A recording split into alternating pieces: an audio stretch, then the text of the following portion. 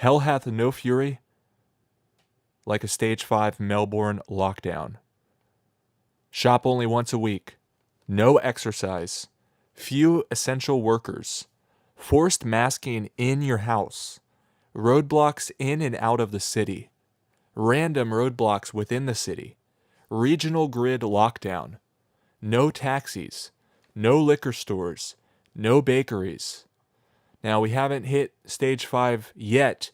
They are using this as a stick to prod people into compliance. They're saying, oh, if you don't do what we say, if you don't obey us, stage 5. And hell hath no fury like a stage 5 Melbourne lockdown. And I got this intel from news.com.au. Is there a stage 5? What happens if Melbourne's stage 4 lockdown doesn't work? And again, I hate this word so much when it's talking about policies of fascist governments. I can't believe so much of the media goes along with this. They're a part of it. That's not the right headline here. What happens if the lockdown doesn't work? How could it possibly work? It's fascist policy. It'd be like FDR calling up Hitler, saying, hey man, how's your solution working? It's like, just asking that kind of makes you a bad person.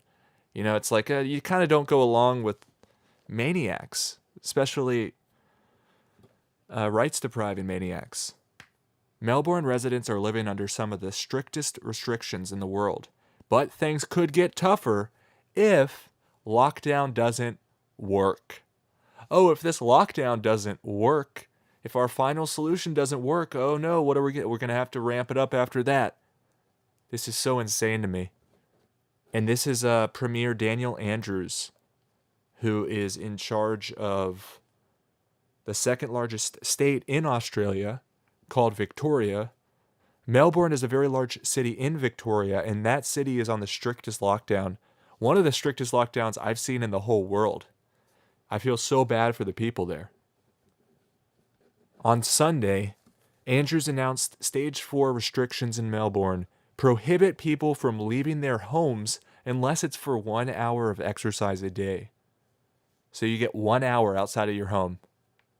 One person in the household is allowed to do grocery shopping. Definitely check out my other videos about Melbourne. It's been a terrible city as far as draconian lockdown measures. Now this is weird. So he's threatening further action if, by his definition, infections don't get under control. I feel really worried. I feel really pissed off. I feel really sad about the situation for these people in Melbourne. And I think it's going to get worse. He said, quote, the damage from which would be altogether, well, it wouldn't be in another category. It would go even beyond this because it wouldn't just be changing how the economy works. It will be changing very much the way we live our lives even further, he told reporters. So reporters said that he mentioned stage 5, but when asked to explain, he said, quote, the reason stage 5 is mentioned is because there is no stage 5. It doesn't work. End quote. What does that mean? The reason stage 5 is mentioned is because there is no stage 5? That doesn't make sense, dude. And then he says it doesn't work. So what's this? I hate this word work. You know, back from the headline, what happens if Melbourne's stage 4 lockdown doesn't work? Melbourne residents are living under some of the strictest restrictions in the world, but things could get tougher if lockdown doesn't work. You know, it's basically what Hitler said. You know, it's like the play on words. You know, it wasn't a mass murder. It wasn't a genocide. It was a solution, right? That's what I see here.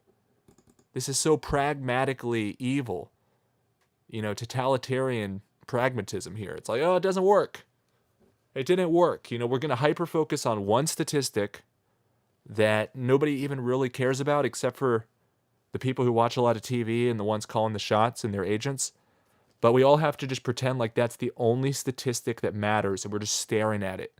And we're saying, oh, does this work? Does that work? What about firing squads and gulags and concentration camps? Would that help the transmission rate? It's crazy. The reason stage 5 is mentioned is because there is no stage 5. It doesn't work. Otherwise, we will have to develop a set of rules that will even further limit people's movement. I don't want to get into a situation where we've got to take those steps. So Victoria's chief health officer, which apparently is like one of the most powerful unelected positions in every jurisdiction I hear. But that's just word on the street. So this guy, Brett Sutton, added to the confusion. He says, quote, "We're not thinking about a stage 5. We're thinking about a successful stage 4. We know it can work, but it does require, and this is what talking about a stage 5 is, it does require everyone's cooperation." So that's what it is. It's about requiring them to cooperate and requiring them to obey. And that's what talking about a stage 5 is. It's a coercion tactic. But then again, they always have that available if they need to play that card. He says it was mentioned because it's saying that the alternative is inconceivable. We need everyone to do what's required now in order to get to where we want to be. So then again, let me go through these items that are being proposed just to scare people, I guess. But theoretically, they could actually impose these because really, what's the difference other than severity? They're already crossing the line big time. And people just go along with it. Nobody fights back.